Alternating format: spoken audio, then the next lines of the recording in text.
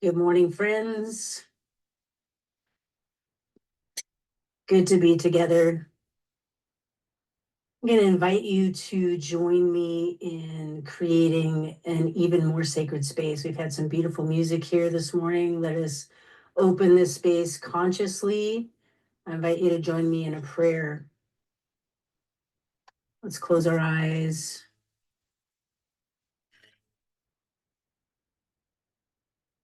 Take a deep breath.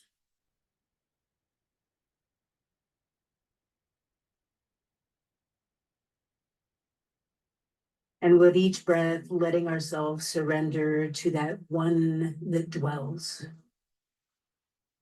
that one power, that one presence that is everywhere, that is expressing itself in, through, and as all that is, all that we can see, and all that we cannot see from this vantage point.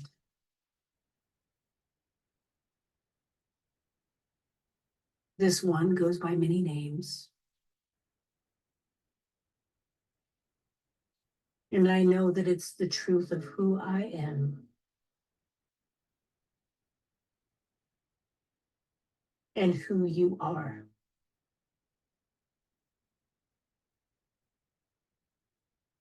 Each of us a divine emanation, an individualization of the highest love of all. And so what I know for this time and for each breath that we take, that we are remembering. We are remembering the one we are. We are remembering that we are the body of Christ consciousness, the cosmic Christ. And with each moment, as we allow it, this is moving through us and expressing through us in ever greater ways. And so let this time together be a time of celebration of this reality.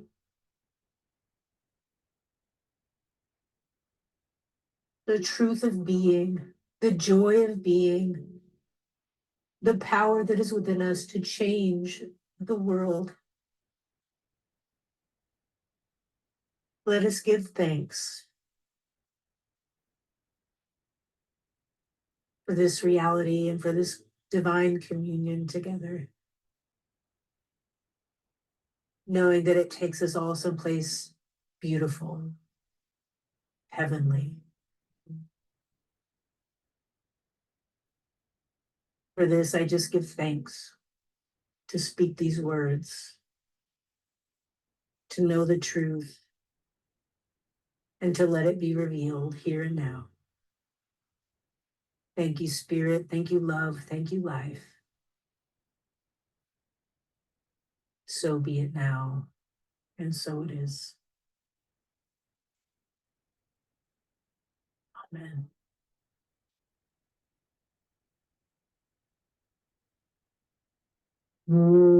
Yo mai ka hiki mai luna mai e ina mea huna no e au o na mele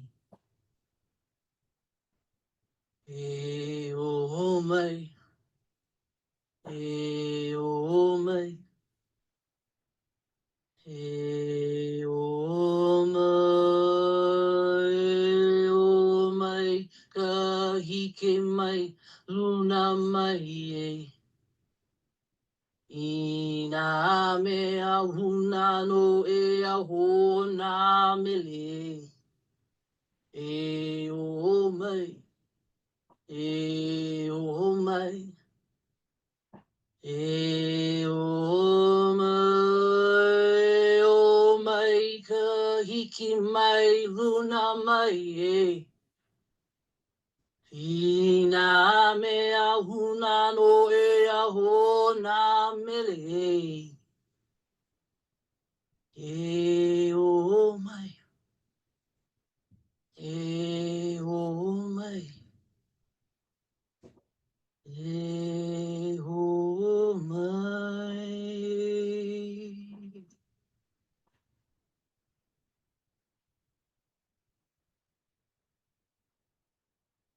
May the hidden wisdom come down upon us. Welcome, everyone. Good to be here for this Sunday morning service at Sunrise Ranch, or whatever time it may be, wherever you may be around the world. Good to be gathered together in one place. For us here at Sunrise, we've been hosting a servers council these last few days. What a glorious time, I would say. These are words by Martin Sece from December 13th, 1987. Excerpted from a piece called EDL, The Door. A door has indeed been opened in heaven. I'd like to say a word about this in connection with a name, Emissaries of Divine Light, or in abbreviated form, EDL. Many people talk about EDL without really knowing what they are talking about. I would suggest that EDL is a door. There are many fancy doors to great buildings in the earth. There were massive doors opening into the Cathedral of St. John the Divine in New York.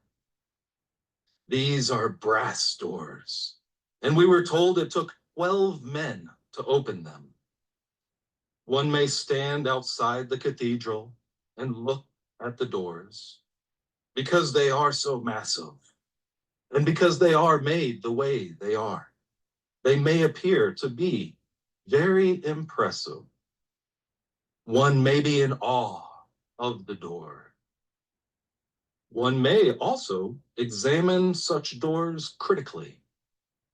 There are those who may think they should have been designed some other way. I'm still speaking about these massive cathedral doors. But if we turn to EDL and recognize that here is a door, then indeed there may be something impressive about the door. Or there may be those things to which observers take exception. Even those who are associated more closely with EDL have been known to assume a critical attitude towards the door. A door is useful because it can be opened. It is most useful when it is scarcely visible. One can then move easily in and out of the door, through the doorway, which was previously blocked by the door. Would it be helpful if Emissaries of Divine Light changed its name to the East Gate, for instance? If a person really begins to recognize that EDL is a name given to a form which composes a door capable of being opened, then there might be less concern about the design of the door if one accepted the fact that its value is in being opened. And when it is open, it is scarcely visible at all. It is only visible, and therefore subject to human judgment, when it is closed to the person who judges. There would be no judgment at all if it was open, because there would be no door apparent, just the space through which there might be movement back and forth.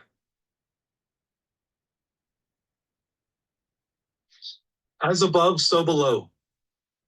This is a phrase you might have heard. It's a Hermetic law. It's called the law of correspondence. What it means is that there are operating principles that exist at the higher levels of reality. and those replicate throughout creation. And so what is true in the macrocosm is true in the microcosm. There are certain laws which govern creation at all levels of reality. And so also as below, so above. This is why metaphors work so well in explaining spiritual concepts. And so EDL, the door. We've heard that it is not about the door, but about the doorway, and that which is able to pass back and forth, connecting, because a doorway connects two different spaces, two different rooms perhaps. However, at a higher level, what we're speaking of is on one side of the doorway is heaven, and on the other side is earth, the kingdom of heaven and the kingdom of earth. And what is it that moves back and forth through the doorway? It's not this body. I'm not showing up in heaven and then remanifesting back in earth. But there is a body that moves through the doorway. It is our body of consciousness.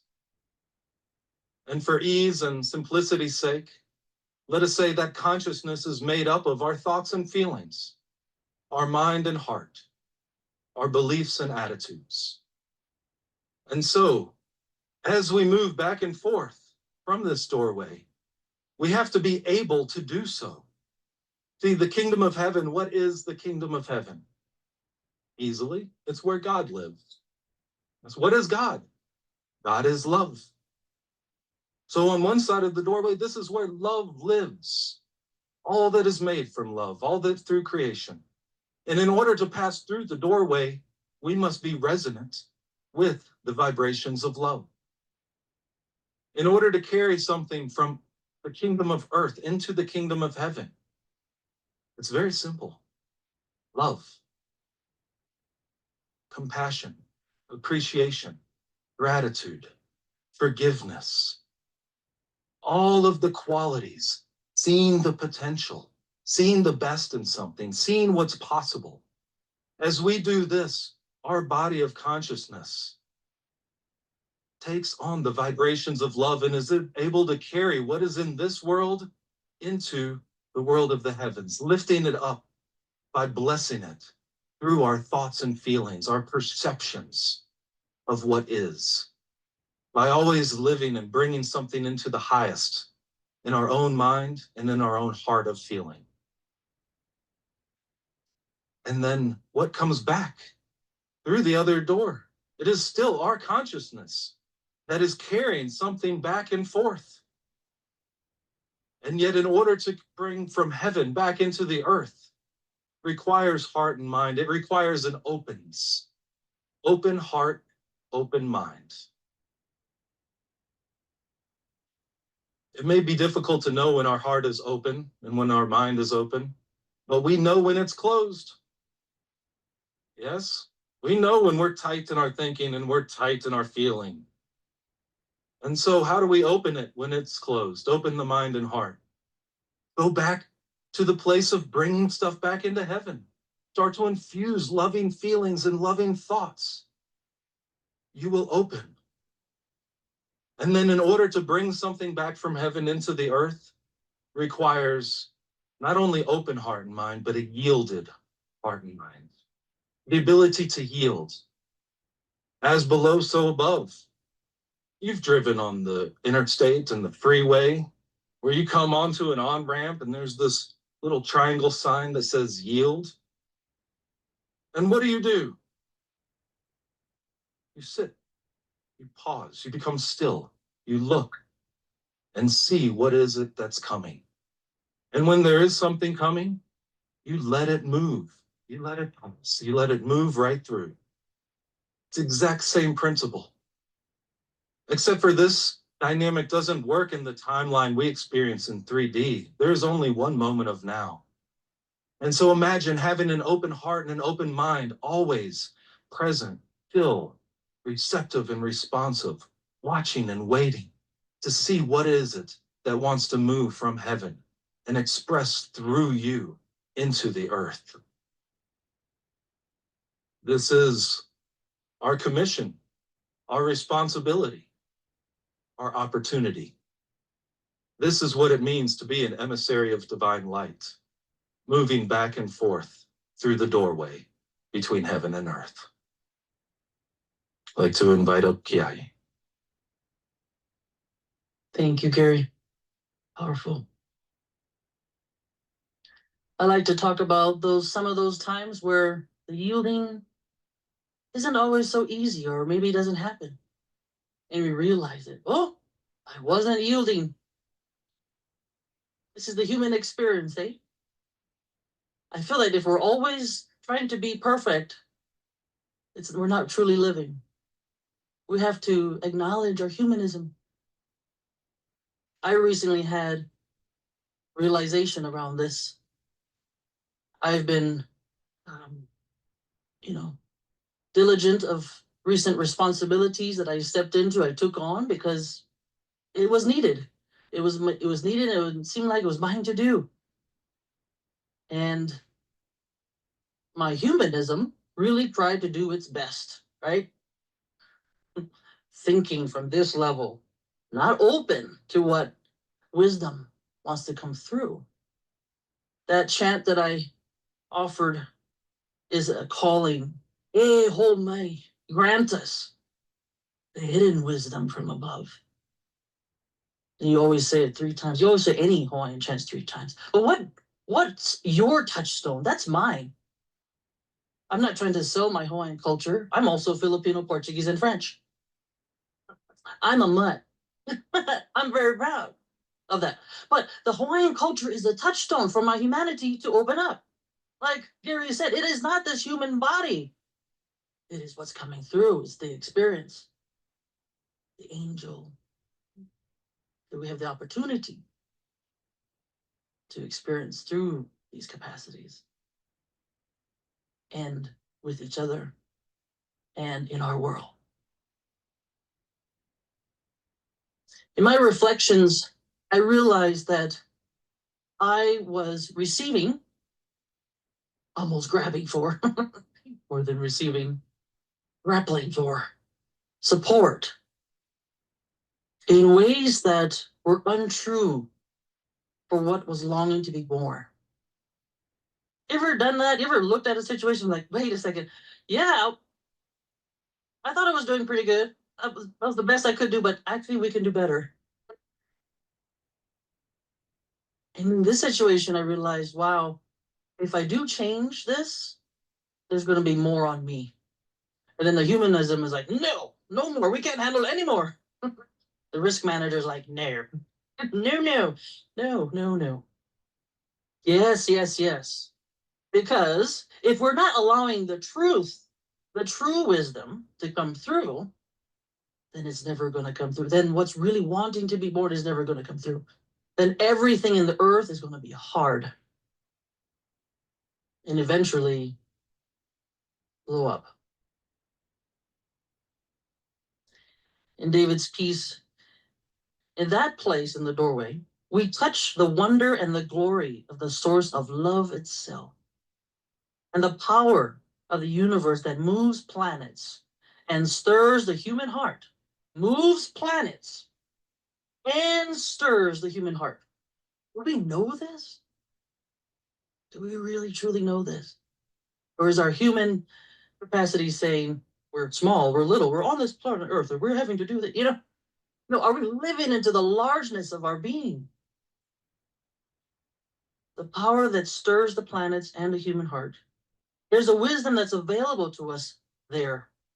A constant knowing of something that is leading us intelligently into greater and greater life.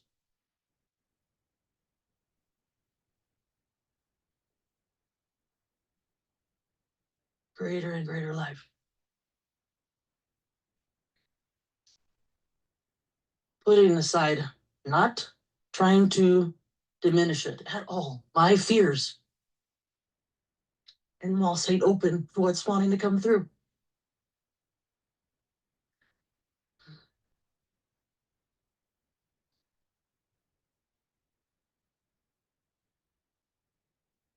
Another touchstone for me is the word aloha. Yes, hello, goodbye, love. Yes, there's so much to that. I've also spoke about aloha, the birth of life, alo, the exchange of the birth of life through our bones. And yet there's so much more too. And we all have teachings, I believe. We all have things that we can touch into. Love has so many dimensions. It is an expression of that cosmic power that animates planets and our hearts. So I close with this. Aloha akua. Aloha kanaka. Aloha aina. And aina is land, but so much more. What is below, above, in the middle, and below. Thankful to be in this opportunity with you. How beautiful. Aloha.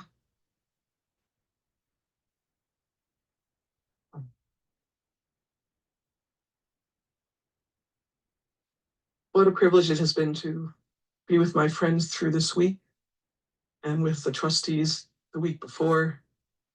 Next week, we're doing the face-to-face attunement gathering. I'm getting sick of this place. It's just I come back for the food. We had a service last night with Riverdale. Started at 5:30, and when it was done at 6:30, all the people who were here at sunrise on Zoom said, "Let's get upstairs before the dinner is finished being served." I thought, well, that's really the indication of how good the food is here.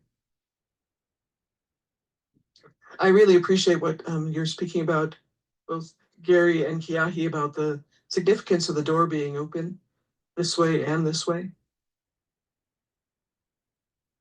I love that we got to sing "A Door is Open in Heaven" so that the glory, the honor, and the power of God is revealed in man. How else does it get to come into the earth except through man? I mean, it's coming through nature. We all know that it's the basic way in which nature isn't fighting that impulse. But humanity has a choice. We have a choice of whether or not our consciousness will keep that door open. And not just keep it open as though space is moving through, but spirit is moving through. And through what vehicle? I mean, are you the door? You're not just getting out of the way so nature takes over. You are the means by which the radiance of this power gets revealed in the earth, uniquely through you. I had a celebration of my 70th birthday where I pretty much got roasted. But the beautiful thing was several people were asked to write love letters to me. And I just thought it was so much fun to read the way they saw me, because it was so much really about the way they live their life and the things that are important to them. Some of them didn't sign the thing, so I'm thinking, who could that be? I'm still wondering. One of them had Honour, so I know it was either a Canadian or a European who wrote it, but thank you very much for seeing me as such a beautiful portal for the spirit that moves through.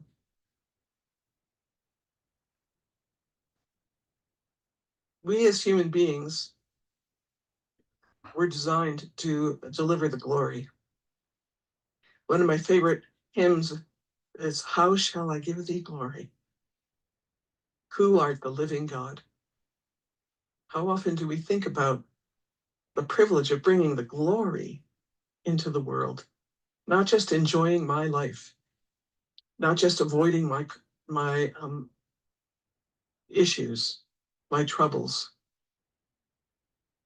The quote that David used in the Pulse of Spirit this week was from Jesus's words to the Pharisees.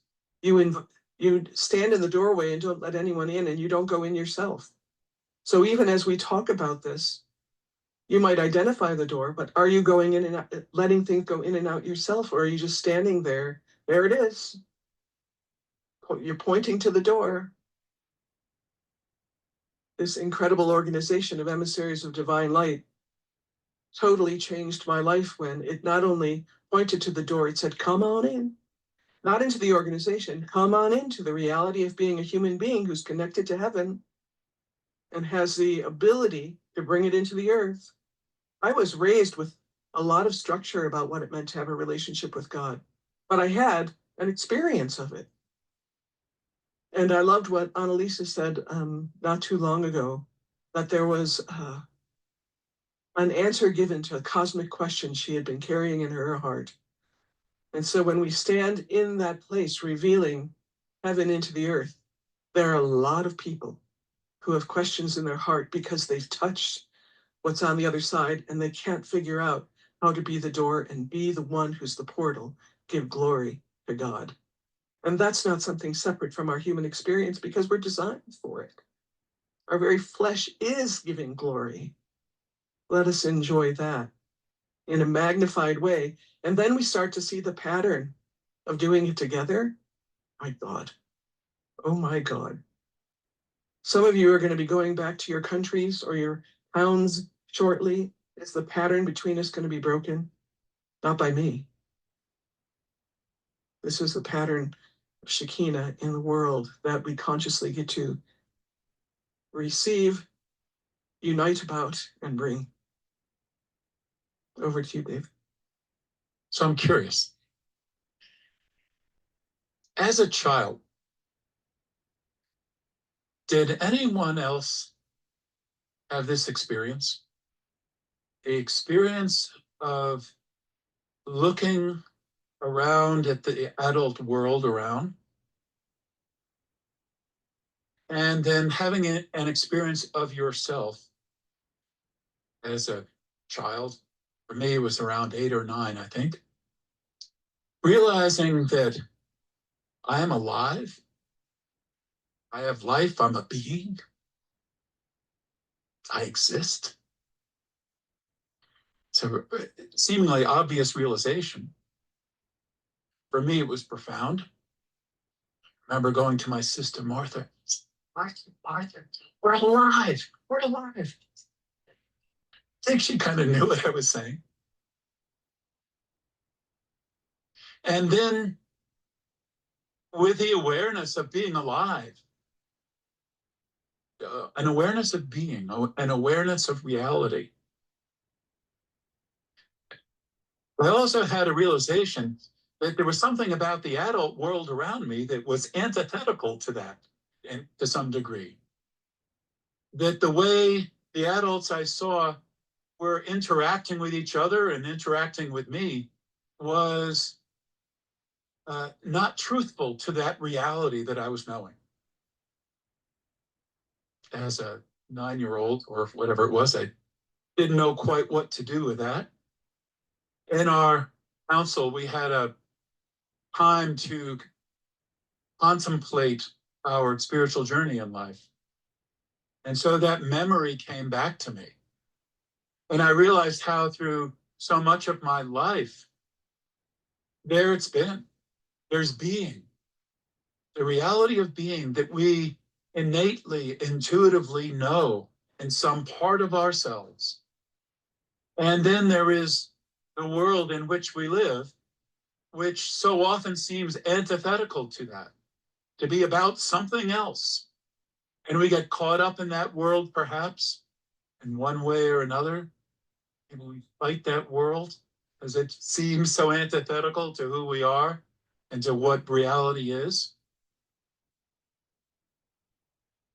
I can see that pattern, having remembered that early occasion at various points in my life, and in some way all through my life.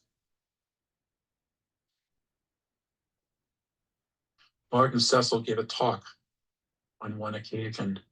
He entitled it The Powerless Conspiracy. He was talking about the adult conspiracy. Of course, we don't think of it now because in those terms, because we are adults. Maybe even part of the conspiracy.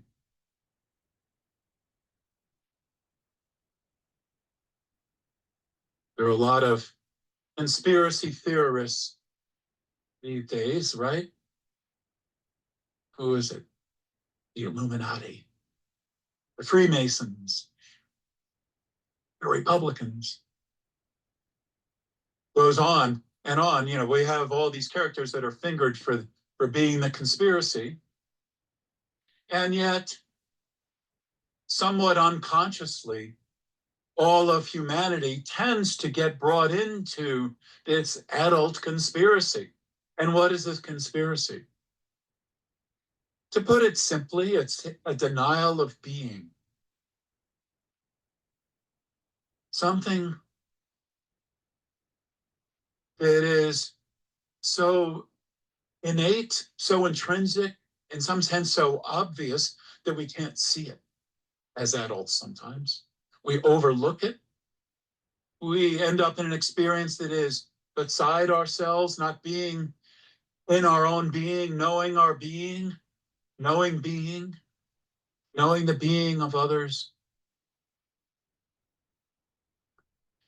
not realizing on some occasion around something that we got sucked into the powerless conspiracy. And why powerless? Conspiracies can look all powerful, right? Governments and so on. Political parties and movements. Why powerless? Because in the end, God wins.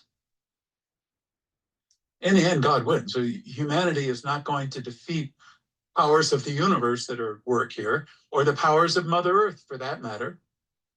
We might be able to put her through something, but who's going to get the worst out of that one? I don't think Mother Earth minds a hurricane or two, but it has a profound impact on us as human beings. That's why it's powerless. And what is the conspiracy? What is the conspiracy? It's to fend off what is above, as Gary spoke of it. No, I got the below, right? I got the human world, and I'm going to work it. I'm going to work my life. I'm going to work this world. Thank you very much. That's the conspiracy. It's a conspiracy born of forgetting. It's a hard conspiracy to talk about. How do you talk about something so intrinsic to us all as being?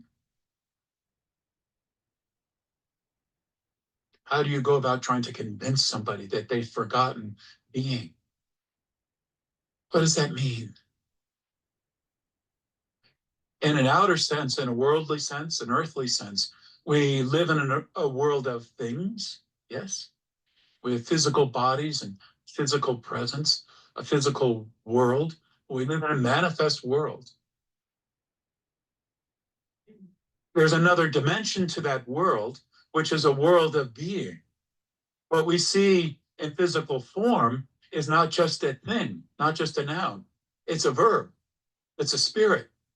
It's a being. Another person is not just a thing. We say people can be objectified. They're not just an object. There's a realm of being that all people partake in, whether they know it or not.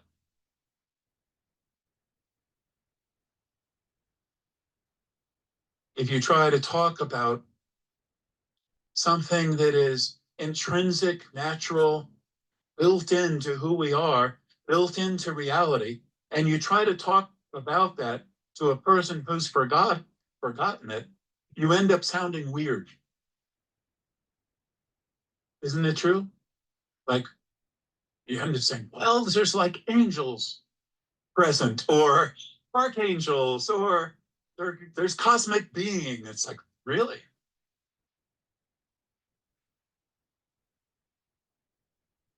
It ends up coming off as if it's something foreign, alien,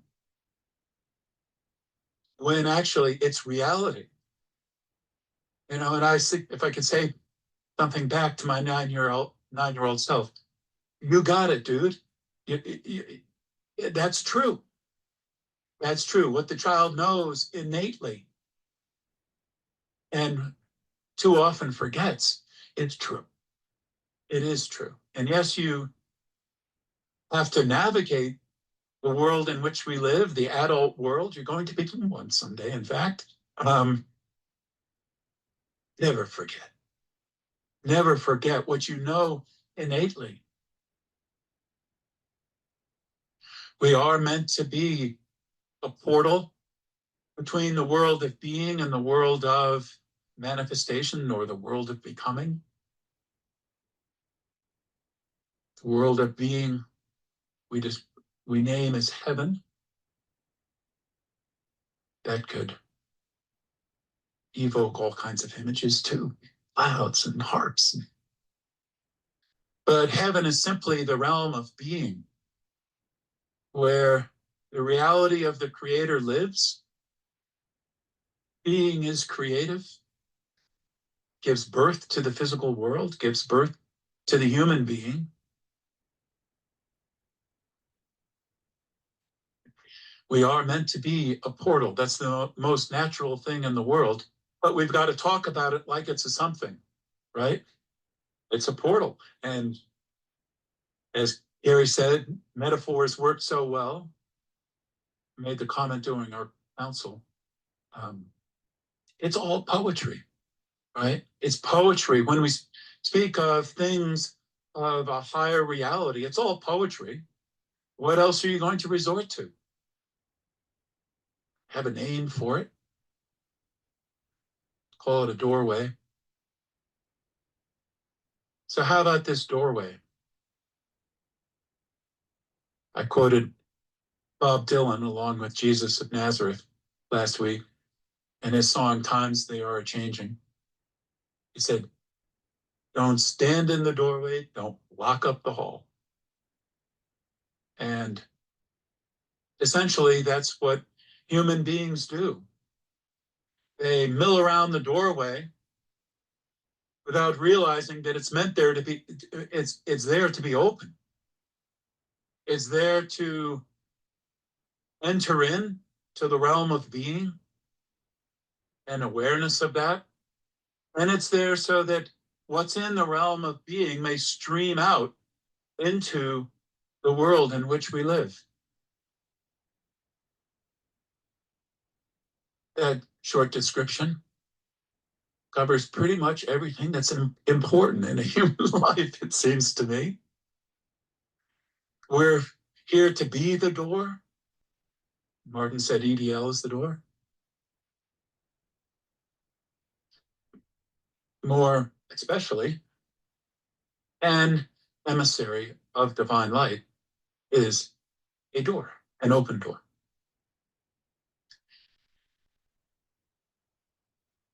I detected in what Gary was saying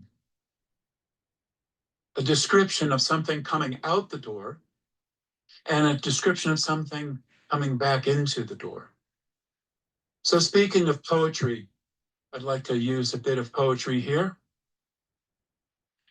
and invite you to imagine two cherubim. Those are angels. Two cherubim, one male and one female, standing at the door. Standing at the door, welcoming what's coming out of the realm of being, the powers of creation, the powers of love, the wisdom that Keahi was speaking of, welcoming that through the doorway and into the world.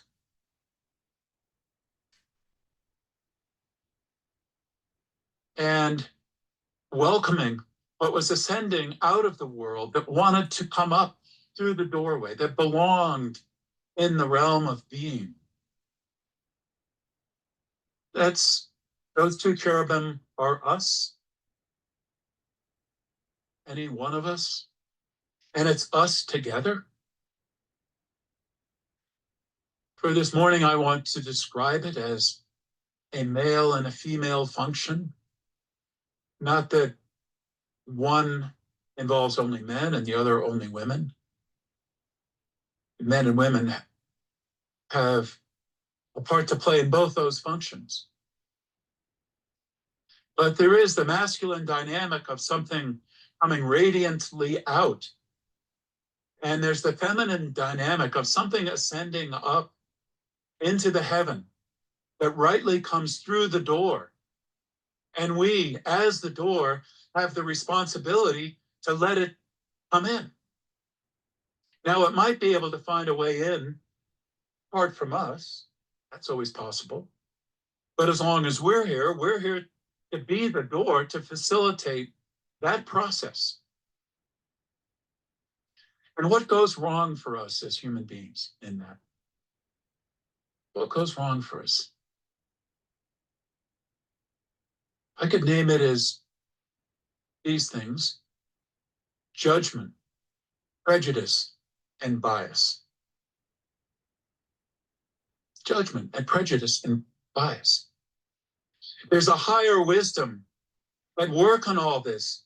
It determines what rightfully ascends up into the realm of being, that we play a part as the door in allowing to ascend.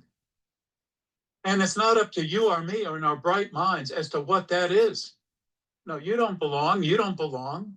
You're not good enough. You're too young. You're too old. You're not the right color.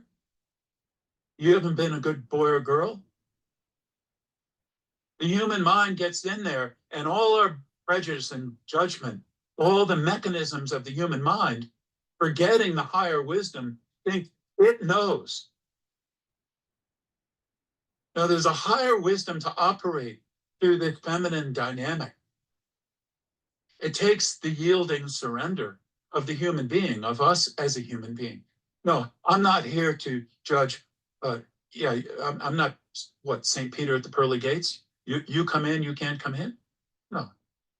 No, there's something that ascends, that comes to me. And it's not my job to judge what ascends and comes to me to enter the kingdom of heaven, because I'm here. And I'm a doorway for that. Not my job. My job is to be here, to be the door, and to receive. And likewise, my job is to allow what wants to express out of the heaven, according to its own wisdom, its own determination, its own will, its own creative power. I'm here to let that move without saying it, I'll dole it out to this person or to that person in this circumstance, but not that one.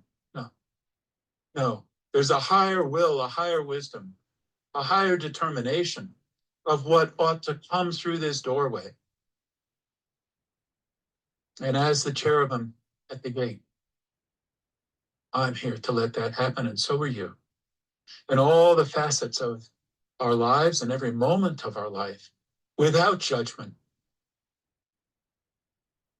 In an outer sense, as a part of the adult conspiracy, the powerless conspiracy, we don't know how to do these things.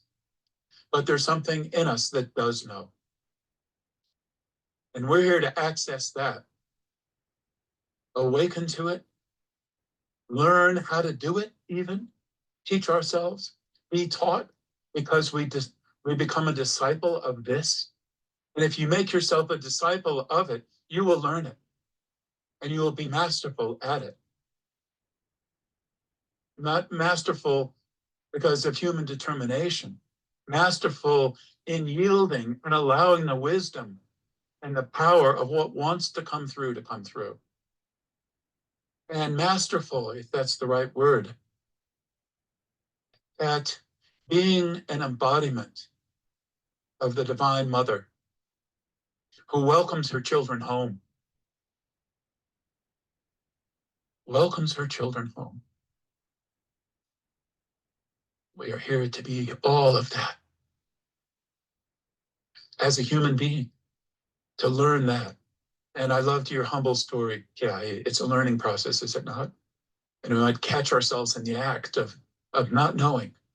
And in that moment, we have a chance to learn and to know. Well, thank you for being here this morning and sharing these thoughts and these meditations together, and for standing in the doorway transparently with the door open, welcoming what should come in to come in, and welcoming what should stream out to come out. thought of another word. I think it's been used in the science fiction world for the doorway, the Stargate. We're here at the Stargate, are we not, as human beings? That's where we're called to be, to allow the power and the cosmic intelligence of the stars to move through the Stargate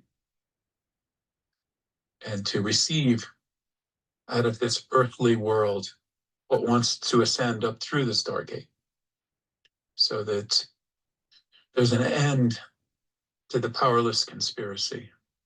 And all that's left is this conspiracy of life to truly live.